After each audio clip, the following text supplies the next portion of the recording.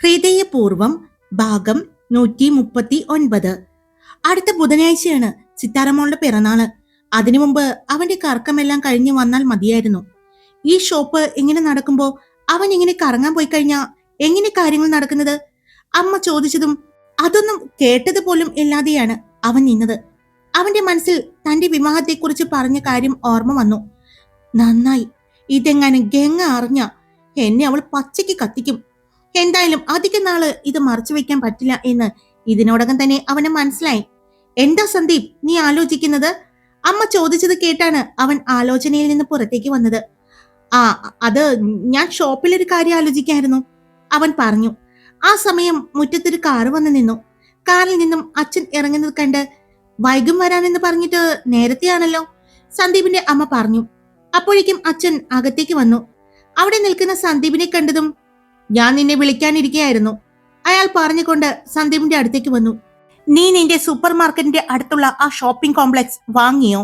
അച്ഛൻ ചോദിച്ചതും ആദ്യമൊന്ന് പകച്ചെങ്കിലും വാങ്ങിയെന്ന് അവൻ പറഞ്ഞു.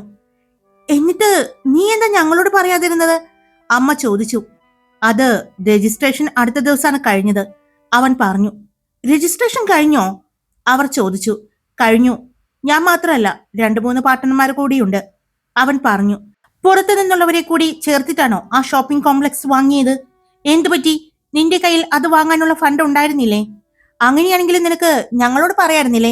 ഞങ്ങൾ തരുമായിരുന്നല്ലോ. എന്തിനാ വെറുതെ പാർട്ട്ണർമാരെയൊക്കെ ആയിട്ട് ഷോപ്പ് വാങ്ങിയത്?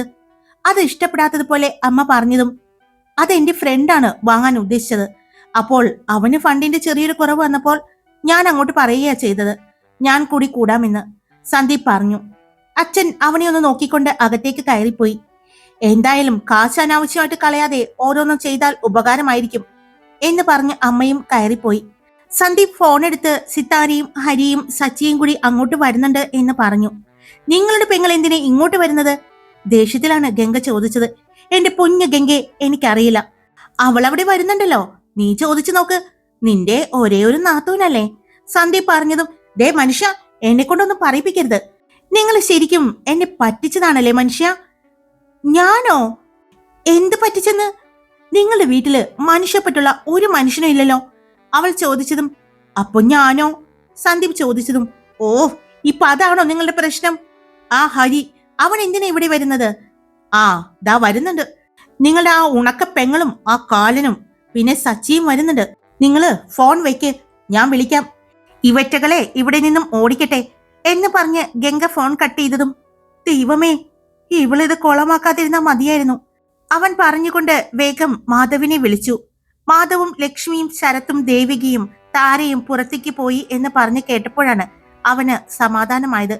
തിരിച്ചു വരുമ്പോ ആ പോയ 2 ജീവനുണ്ടായ മതിയായിരുന്നു എന്ന് സന്ദീപ് മനസ്സിൽ ചിന്തിച്ചുകൊണ്ട് അവൻ റൂമിലേക്ക് പോയി. മാധവിന്റെ വീടിന്റെ ഗേറ്റ് തുറന്ന് അകത്തേക്ക് സിത്താര നടന്നു. അവളുടെ ഹൃദയം അതിവേഗം ഇടിച്ചു. മാധവ് ലക്ഷ്മി വിവാഹം കഴിച്ചെന്ന് അവൾക്കറിയാം. എങ്കിലും മനസ്സിന്റെ ഒരു കോണിൽ അവനെക്കുറിച്ചുള്ള ഇഷ്ടം ഇനിയും മാഞ്ഞിട്ടില്ല. ആ ഇഷ്ടം മാർച്ചു വയ്ക്കാൻ അവൾ പഠിച്ചിട്ടില്ല. പക്ഷേ ഇനി അത് തുറന്നു പറയാനും അവൾ തയ്യാറല്ല. ഹരി അവളുടെ പിന്നിൽ നിന്നു. വീടിന്റെ ഓരോ കോണും ശ്രദ്ധിച്ചു. വാതിൽ, വരാന്ത, ജനൽ. ലക്ഷ്മി ഇവിടെയാണ് താമസം. അവന്റെ ഉള്ളിൽ ഒരു വല്ലാത്തൊരു ആവേശമായിരുന്നു. സച്ചി അവരുടെ ഒപ്പം നിശബ്ദമായി നടന്നു. അവന്റെ കണ്ണുകൾ ഹരിയിലായിരുന്നു. ഗംഗ വാതിൽ തുറന്നു. മുഖത്ത് വരുത്തി തീർത്ത ഒരു ചിരിയുമായി പുറത്തേക്ക് വന്നു. അവളുടെ കണ്ണുകൾ ആദ്യം സിത്താരയെ നോക്കി, പിന്നെ ഹരിയിലേക്ക് നീങ്ങി. ഒരു നിമിഷം ഇത്രയും നേരം വരുത്തി തീർത്ത ആ ചിരി പോലും അവളുടെ ചുണ്ടിൽ നിന്നും മാറിപ്പോയി അവനെ കണ്ടപ്പോൾ.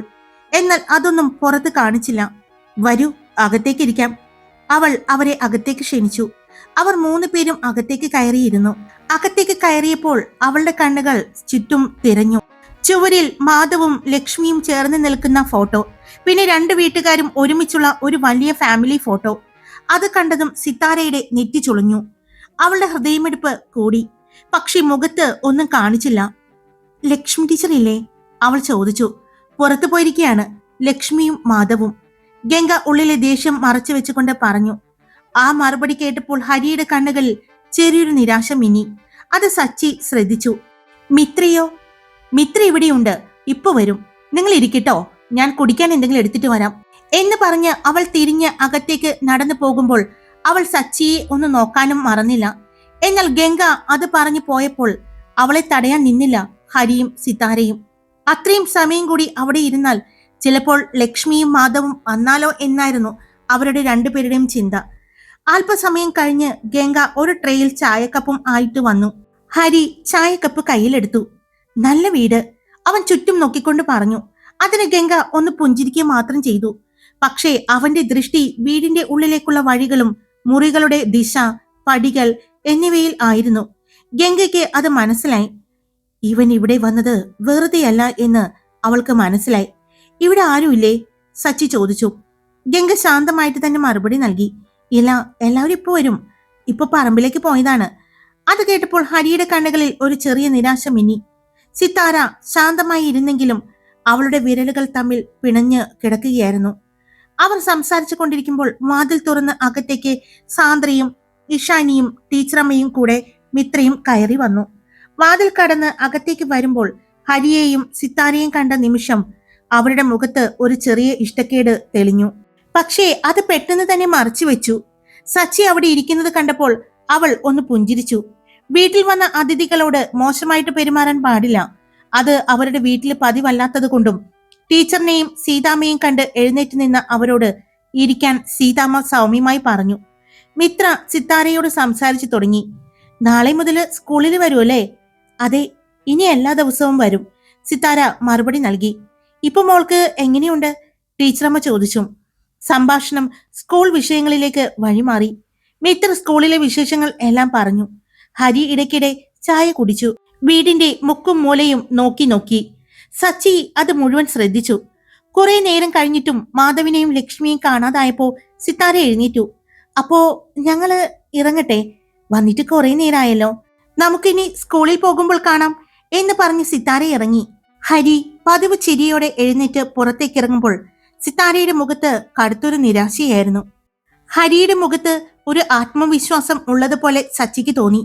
പക്ഷേ സച്ചിയുടെ ഉള്ളിൽ ഒരു ചെറിയ സന്തോഷം. രണ്ടുപേരുടെയും ഉദ്ദേശം ഒന്നും നടന്നില്ലല്ലോ. അവർ പോയതിനു ശേഷമാണ് ആ വീട്ടിലുള്ളവർക്ക് ശ്വാസം നേരെ വീണത്. ഇത്രയും നേരം ഒരു നെഗറ്റീവ് ഫീലാണ് ഉണ്ടായിരുന്നത് അല്ലേ? ഇഷാനി ചോദിച്ചു. മുന്നിലിരിക്കുന്ന രണ്ടെണ്ണം നെഗറ്റീവ് എനർജിയുള്ള ആളുകളല്ലേ? അപ്പോൾ പിന്നെ നെഗറ്റീവ് ഫീലല്ലേ തോന്നൂ? പിന്നെ ആ സച്ചി കൂടെ ഉള്ളത് കൊണ്ട് ഒരു ആശ്വാസം തോന്നിയിരുന്നു, സാന്ദ്ര പറഞ്ഞു. സാന്ദ്ര ഉടൻ ഫോൺ എടുത്തു മാധവിനെ വിളിച്ചു. അവർ പോയി എന്ന് പറഞ്ഞു. അവളുടെ ശബ്ദത്തിൽ അടക്കി വെച്ചൊരു ആശ്വാസം ഉണ്ടായിരുന്നു. വൈകുന്നേരം താരയ്ക്ക് കോളേജിൽ പോകാനുള്ള ഡ്രസ്സും സാധനങ്ങളും വാങ്ങിയാണ് മാധവും ലക്ഷ്മിയും ദേവികയും ശരത്തും താരയും വീട്ടിലെത്തിയത്. വീട്ടിൽ കയറിയ ഉടൻ തന്നെ ഇന്നുണ്ടായ സംഭവങ്ങളെല്ലാം വിശദമായിട്ട് ഗംഗ പറഞ്ഞു. ഹരി വന്നത്, സിതാരയുടെ മുഖഭാവം, അവളുടെ പെരുമാറ്റം. ലക്ഷ്മി എല്ലാം നിശബ്ദമായി കേട്ടു. ദേവിക ഒന്നും മിണ്ടാതെ ചിന്തകളിലിരുന്നു. എന്നാലും ഹരിയുടെ ഒരു ചങ്കൂറ്റം നോക്കണേ, ദേവു ചേച്ചിയുള്ള വീട്ടില് വരാൻ കാണിച്ചൊരു ധൈര്യം നോക്കണേ, താര പറഞ്ഞു. അവളുടെ ശബ്ദത്തിൽ വല്ലാത്തൊരു വെറുപ്പുണ്ടായിരുന്നു. മാധവ് അവളെ നോക്കി. അവന് അതൊന്നൊരു പ്രശ്നമല്ല. അവന്റെ ലക്ഷ്യം ലക്ഷ്മിയാണ്. അതിനായി എന്തും ചെയ്യും, അവൻ പതിയെ പറഞ്ഞു. ആ വാക്കുകൾ കേട്ടപ്പോൾ എല്ലാവരും മിണ്ടാതായി. ഇനി കാര്യങ്ങൾ ഒളിപ്പിച്ചു നിർത്താൻ പറ്റില്ലെന്ന് അവർക്കറിയാം. എത്രയും സാധാരണ പോലെ പെരുമാറിയാലും അവൻ വീണ്ടും വരും. ഇനി എല്ലാവരും വെറുതെ ഇരിക്കില്ല. ഓരോരുത്തരും വളരെയധികം ശ്രദ്ധിക്കും. അവർ ഒറ്റക്കെട്ടായി നിൽക്കും. ആ രാത്രി ദേവർ മഠത്തിൽ നിന്നും സച്ചിയും സന്ദീപും ഒരുമിച്ച് പുറത്തേക്കിറങ്ങി.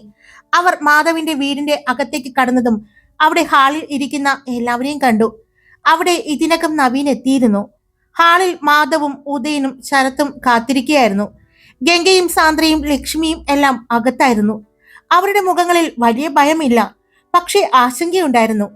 ഇന്ന് ഹരി സംസാരിക്കുന്നതിനേക്കാൾ അവന്റെ കണ്ണുകൾ കൂടുതൽ ഈ വീടിന്റെ ഓരോ കോണും അവൻ വളരെ ശ്രദ്ധയോടെ നോക്കുന്നുണ്ടായിരുന്നു.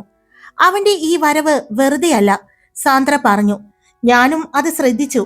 അവൻ ഇവിടെ എന്തെങ്കിലും പ്ലാൻ ചെയ്തിട്ടോ ആണോ വന്നത് എന്ന് എനിക്കും സംശയമുണ്ട്, സച്ചി പറഞ്ഞു. പുറത്ത് കാറ്റ് മരങ്ങൾക്കിടയിലൂടെ വീശി. തുറന്നിട്ടിരിക്കുന്ന ജനാലകളിൽ കൂടി അകത്തേക്ക് കടന്നു. കുറച്ചു നേരം കൂടി അവർ സംസാരിച്ചിരുന്നു. എന്നാ ഭക്ഷണം കഴിച്ചാലോ? എല്ലാരും വന്നിരിക്കെ, സീതാമ്മ പറഞ്ഞു. ഞങ്ങൾ വീട്ടിൽ പോയി കഴിച്ചോളാം, ടീച്ചറമ്മ പറഞ്ഞു. ചോറും കറിയും എല്ലാം ഇവിടെയുണ്ട്. ഒരു കാര്യം ചെയ്യാം, നമുക്ക് അവിടെ ഉള്ളത് കൂടി ഇങ്ങോട്ട് എടുക്കാം. അപ്പൊ പിന്നെ അവിടുത്തെ ഭക്ഷണം കളയണ്ടല്ലോ. ഇവിടെ ഇപ്പോ എല്ലാവരും ഉണ്ടല്ലോ, ഇവിടെ നിന്ന് കഴിക്കാം. സീതാമ്മ പറഞ്ഞതും സാന്ദ്രയും ഇഷാനിയും എല്ലാം ടീച്ചറമ്മയുടെ വീട്ടിലേക്ക് പോയി. അപ്പോഴേക്കും ബാക്കി എല്ലാവരും ഭക്ഷണമെല്ലാം എടുത്തു വെക്കാനായി കിച്ചണിലേക്ക് പോയി. സ്ത്രീകളെല്ലാം പോയതും, മക്കളെ, ഇതിപ്പോ പ്രശ്നങ്ങൾ നമ്മൾ പരിഹരിച്ചു കൊണ്ടുവരുമ്പോൾ വീണ്ടും വീണ്ടും പ്രശ്നങ്ങൾ കൂടുകയാണല്ലോ. എന്താണ് ഇനിയിപ്പോൾ ചെയ്യാൻ പറ്റുക? മാഷ് ചോദിച്ചു. ഇനി എങ്ങനെ ലക്ഷ്മിയെ സുരക്ഷിതമാക്കാം? ഉദയൻ ചോദിച്ചു. നീ അവളോട് പറഞ്ഞോ മാധവ്? ശരത്ത് ചോദിച്ചു. ചെറുതായിട്ട്, എന്നാലും പൂർണ്ണമായിട്ടും കാര്യങ്ങൾ ഞാൻ പറഞ്ഞില്ല. അവളെ ഭയപ്പെടുത്തണ്ട എന്ന് കരുതി. അവൾക്ക് പേടി ദേവികയുടെ കാര്യത്തിലാണ് എന്ന് എനിക്ക് തോന്നി, മാധവ് പറഞ്ഞു. പക്ഷേ നമ്മൾ തയ്യാറായിരിക്കണം. ഇന്ന് ഇവിടെയെല്ലാം നിരീക്ഷിക്കാനായിട്ട് വന്നത് എങ്കിൽ നമ്മൾ സൂക്ഷിക്കണം, നവീൻ പറഞ്ഞു. അവൻ ചെറിയൊരാളല്ല, വലിയൊരു ക്രിമിനലാണ്. ആ വാക്ക് എല്ലാവരുടെയും മനസ്സിൽ വീണ്ടും ഒരു ഭാരം നിറച്ചു. സന്ദീപ് മുന്നോട്ട് നീങ്ങിയിരുന്നു കൊണ്ട്, അവൻ നമ്മൾ വിചാരിക്കുന്നത് പോലെയുള്ള ആളല്ല. അവന്റെ പിന്നിൽ വലിയൊരു ഗ്യാങ് തന്നെ ഉണ്ടാകും അവനെ സഹായിക്കാനായിട്ട്. അതുകൊണ്ട് നമ്മൾ നന്നായി തന്നെ ചിന്തിക്കണം. എന്നാ പിന്നെ നമുക്ക് അവനെ ഡ്രഗ് കേസിൽ അകപ്പെടുത്തിയാലോ? ഉദയൻ ചോദിച്ചു. സച്ചി ആലോചിച്ചതിന് ശേഷം, അതിന് വ്യക്തമായ തെളിവ് വേണം. അവൻ ക്ലീനായി കളിക്കും. നമ്മുടെ ഭാഗത്ത് നിന്ന് ഒരു തെറ്റായ നീക്കം പോലും പാടില്ല, സച്ചി പറഞ്ഞു. അവന്റെ ഫോൺ കോൾ ട്രാക്ക് ചെയ്യാൻ പറ്റുമോ? നവീൻ ചോദിച്ചു. പറ്റും, പക്ഷെ കുറച്ച് റിസ്ക് ആണ്, സച്ചി മറുപടി നൽകി. എന്തായാലും നമ്മുടെ കുടുംബത്തിൽ കയറി നമ്മുടെ സന്തോഷം ഇല്ലാതാക്കാൻ അവനെ അനുവദിക്കില്ല, മാധവ് പറഞ്ഞു. അത് ശരിയാണ് എന്നുള്ള രീതിയിൽ ഉദയനും തലയണക്കി. അതെ, ഞങ്ങളും കൂടെയുണ്ടാകും എന്തിനും, സച്ചിയും സന്ദീപും ഒരുപോലെ പറഞ്ഞു. ഇതിനി അവരുടെ കുടുംബമല്ല, നമ്മുടെ കുടുംബമാണ് എന്ന് അവർ ഉറപ്പിച്ചിരുന്നു. ഇനി മുതൽ ഹരി എവിടെ പോയാലും ഞാൻ അല്ലെങ്കിൽ സച്ചി അവന്റെ കൂടെയുണ്ടാകും. ലക്ഷ്മിയെ ഒരിക്കലും ഒറ്റയ്ക്ക് പുറത്തേക്ക് വിടരുത്. നമുക്ക് വീട്ടിലെ CCTV വെച്ചാലോ പുറത്തേക്ക്? പിന്നെ എന്റെ വീടിന്റെ മുന്നിലുണ്ട്. അതുകൊണ്ട് ഇവിടെ നിന്ന് എന്ത് വാഹനം പോയാലും അവിടെ വെച്ച് കണ്ടുപിടിക്കാൻ പറ്റും, നവീൻ നിർദ്ദേശിച്ചു. അവന്റെ നീക്കം എന്തായിരിക്കും എന്ന് അറിയാൻ പറ്റില്ല, സച്ചി പറഞ്ഞു. അതാണ് നമ്മളെ ടെൻഷനിലാക്കുന്നത്. അവനെ കുടുക്കണം, മാധവ് പറഞ്ഞു. അതെ, അത് തന്നെയാണ്, സന്ദീപും സമ്മതിച്ചു. ഇതൊരു മുന്നറിയിപ്പായി കാണാം. ഇനി ഓരോ നീക്കവും കൃത്യമായിട്ട് വേണം. പുറത്ത് രാത്രി കൂടുതൽ ഇരുണ്ടു. അകത്ത് ഭക്ഷണം കഴിച്ചു കഴിഞ്ഞിട്ടും ആ വീട്ടിലെ ആണുങ്ങളുടെ സംസാരം നീണ്ടു. അവർ ഒരുമിച്ച് തീരുമാനങ്ങൾ എടുത്തു. അപ്പോൾ ആ വീട്ടിലെ ആണുങ്ങളുടെ കണ്ണുകളിൽ ഒരു തെളിച്ചമുണ്ടായിരുന്നു, ദൃഢനിശ്ചയമുണ്ടായിരുന്നു. ഹരി വലിയ ബുദ്ധിമാനാകാം, പക്ഷേ അവൻ മറന്ന ഒരു കാര്യമുണ്ട്. ഇവിടെ ഒരാൾ മാത്രമല്ല, ഒരുമിച്ച് നിൽക്കുന്ന ഒരു കുടുംബം. ആ കുടുംബത്തിന്റെ സന്തോഷം സുരക്ഷിതമാക്കാൻ അവർ എന്തും ചെയ്യും. ആ രാത്രി ആരുടെ മനസ്സിലും ഉറക്കമെത്തിയില്ല. മാധവിന്റെ വീട്ടിലെ ഹാളിൽ വെളിച്ചം ഇനിയും അണഞ്ഞിരുന്നില്ല. രാത്രി ഏറെ വൈകിയിട്ടും കപ്പുകളിലെ ചായ തണുത്തിരുന്നു. പക്ഷെ ഇപ്പോഴും അവർ അവരുടേതായ അഭിപ്രായങ്ങളിലും ചിന്തകളിലും ആയിരുന്നു. നമുക്ക് രണ്ട് കാര്യങ്ങൾ ഒരേ സമയം ചെയ്യണം. ഒന്ന്, ലക്ഷ്മിയുടെ സുരക്ഷ. രണ്ട്, ഹരിയുടെ അടുത്ത നീക്കം മനസ്സിലാക്കുക, സച്ചി പറഞ്ഞു. അവൻ നേരിട്ട് ഒന്നും ചെയ്യില്ല, സന്ദീപ് ചിന്തിച്ചുകൊണ്ട് പറഞ്ഞു. അവൻ ആദ്യം വിശ്വാസമുണ്ടാക്കും, വീട്ടിൽ ഇടപെടൽ കൂടും. പിന്നെ ബാക്കി പറയാൻ വന്നത് അവൻ പൂർത്തിയാക്കിയില്ല. അവൻ ഈ വീട്ടിൽ വന്ന് ചുറ്റും നിരീക്ഷിച്ചിട്ടുണ്ടെങ്കിൽ അത് ചിലപ്പോൾ ഈ വീടിനെ അളക്കുകയായിരിക്കും. അത് വരാനായിരിക്കില്ലേ? നവീന്റെ ആ വാക്കുകൾ എല്ലാവരെയും വീണ്ടും ജാഗ്രതയിലാക്കി. എന്നാൽ പിന്നെ ലക്ഷ്മി നമുക്ക് തൽക്കാലം ഇവിടെ നിന്ന് മാറ്റിയാലോ? നവീൻ പറഞ്ഞതും, വേണ്ട, അത് വേണ്ട. എത്ര നാള് എന്റെ പെണ്ണിനെ ഓടിക്കാൻ പറ്റും? അത് മാത്രല്ല, ഇതിനെക്കുറിച്ച് പൂർണ്ണമായിട്ടും അറിയാത്ത അവൾക്ക് അത് കൂടുതൽ സംശയത്തിന് ഇടവരുത്തും. അവളുടെ സുരക്ഷ ഇവിടെ തന്നെയാകും, ഉദയൻ ഉറപ്പിച്ചു പറഞ്ഞു. സച്ചി കുറച്ചു നിമിഷം ആലോചിച്ചു. അവന്റെ മേൽ ആ പഴയ കേസുകൾ എന്തൊക്കെയുണ്ടെന്ന് ഞാൻ വീണ്ടും നോക്കാം. അവന്റെ ബിസിനസ് കോണ്ടാക്റ്റുകൾ, ഫോൺ റെക്കോർഡുകൾ. ഒരു പിഴവ് ഉണ്ടാകാതെ ഇരിക്കില്ല. പിഴവ് എന്തായാലും വന്നിട്ടുണ്ടാകും. കാരണം അവൻ ഇപ്പോൾ വികാരത്തോടെ കളിക്കുന്നത്, സന്ദീപ് പറഞ്ഞു. എനിക്കും സച്ചിക്കും ഈ വീട്ടിൽ എത്ര അവകാശമുണ്ടോ അതുപോലെ ഉത്തരവാദിത്വവും ഉണ്ട്. സന്ദീപിന്റെ കണ്ണുകളിൽ അത് പറയുമ്പോൾ ഒരു തെളിച്ചമുണ്ടായിരുന്നു. സച്ചിയുടെ മനസ്സിലും ഈ കുടുംബം ഇപ്പോൾ നമ്മുടെ സ്വന്തമാണ് എന്നുള്ളൊരു വിശ്വാസവും ഉണ്ടായിരുന്നു. അപ്പോൾ അവൻ ഇത്രയും നാള് കളിച്ചത് കളിയല്ല. ഇനി അവൻ കളിക്കാൻ പോകുന്നത് തെറ്റായ ആളുകളുടെ അടുത്താണ്. അതവൻ മനസ്സിലാക്കും. അപ്പോഴേക്കും സമയം വൈകി പോയിരിക്കണം. പിന്നെ ഒരു കളിക്കായിട്ട് അവൻ ഇറങ്ങരുത്. നവീൻ ചിരിച്ചുകൊണ്ട് പറഞ്ഞു. ഇനി ഒരു കാര്യം, ഹരിക്ക് നമ്മൾ സംശയിക്കുന്നു എന്ന് ഒരിക്കലും തോന്നരുത്. അതെ, സന്ദീപും സമ്മതിച്ചു. അവൻ ആത്മവിശ്വാസത്തോടെ ഇരിക്കട്ടെ, അപ്പോഴാണ് പിഴവ് വരിക. നാളെ മുതൽ പുതിയൊരു ദിനം, പക്ഷേ നമുക്ക് സാധാരണ പോലെ തന്നെ പെരുമാറണം, സച്ചി പറഞ്ഞു. സിനിമ തുടങ്ങുന്നതിന് മുമ്പുള്ള ഒരു ശാന്തതയാണിത്, ഉദയൻ കൂട്ടിച്ചേർത്തു. ക്ലൈമാക്സ് വരെ നമുക്ക് പിടിച്ചു നിൽക്കണം. ആ രാത്രി അവർ ഓരോരുത്തരും സ്വന്തം വീടുകളിലേക്ക് മടങ്ങുമ്പോൾ ഒരു കാര്യത്തിൽ മാത്രം ഉറപ്പുണ്ടായിരുന്നു. ഹരി ഒറ്റയ്ക്ക് കളിക്കില്ല.